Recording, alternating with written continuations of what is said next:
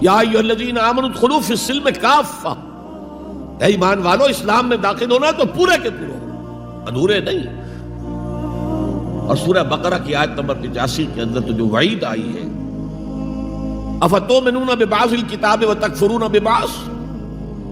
کیا تم ہماری کتاب ہماری شریعت کے کچھ حصے کو مانتے ہو اور کچھ کو رد کرتے ہو؟ تو جو کوئی بھی تم میں سے یہ روش اختیار کریں گے ان کی کوئی سزا اس کے سوا نہیں ہے، کان کھول کر سنیے،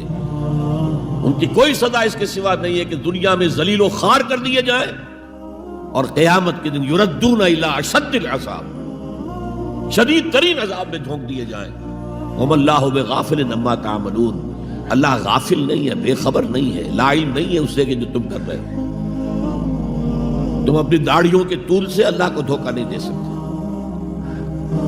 تم اپنے پاجاموں کو ٹخنوں سے اوپر رکھ کے اللہ کو دھوکہ نہیں دے سکتے کہ تم بہت متبع رسول ہو۔